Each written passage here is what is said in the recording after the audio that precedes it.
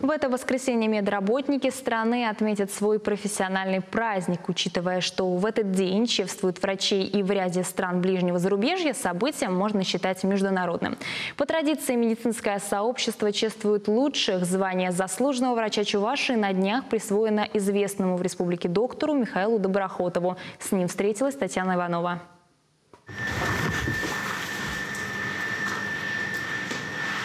Отделение гравитационной хирургии крови БСМП самое маленькое, но процедуры, проводимые здешними специалистами, зачастую настоящее спасение жизни. Такие методы, как плазмоферез, гемодиализ, гемодиафильтрация, ультрафиолетовое облучение крови помогают выводить больных из тяжелых состояний. И главный здесь – Михаил Доброхотов.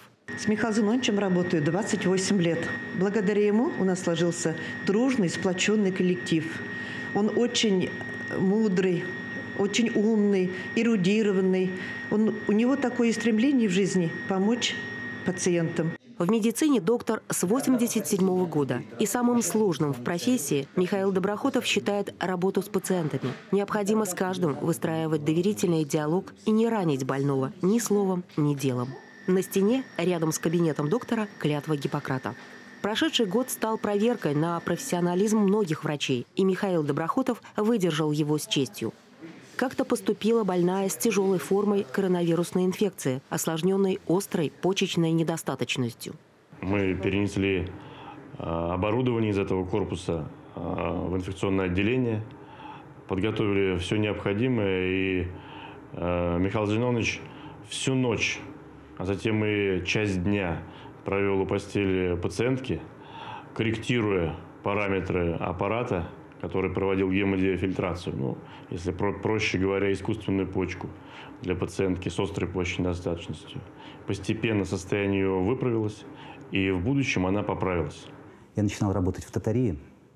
Замечательный доктор, центральная районная больница, прекрасно оснащенная, Бугульминская ЦРБ. И мой первый шеф, прошедший войну с первого дня до последнего, фронтовой врач Ефим Соломонович Сигал, всегда говорил, как нужно лечить пациента, как кого. Я никогда не забуду, я интерн, я приехал. Как кого?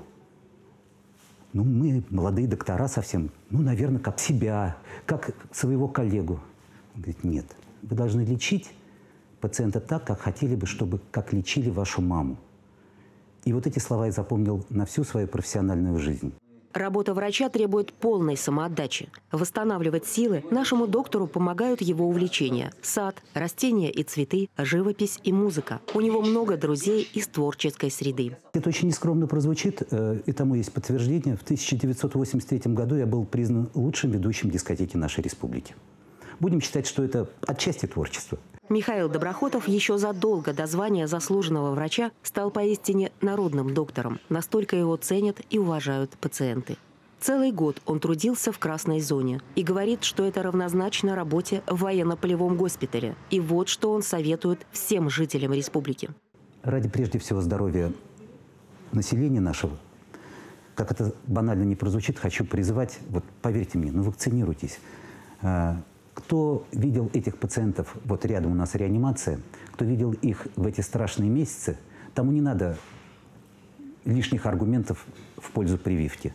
Если есть противопоказания, не прививайтесь. Но таких очень мало. На самом деле основная масса, если хотя бы процентов 60-70 вакцинируется, мы будем жить в спокойном мире. Моя мама 82 лет. Теща 80 лет, моя вся семья, я лично, мы все привиты. И если, предположим, на секундочку, меня можно было так или иначе, прогнуть в этом вопросе, то всех остальных я прогнуть не мог. Это счастливые люди на данный момент. Они живут полноценной жизнью. Из уважения к людям, просто одевая чуть-чуть маску, не более того. Вакцинируйтесь, люди добрые. Татьяна Иванова, Владимир Синдеев, Вести Чебоксары.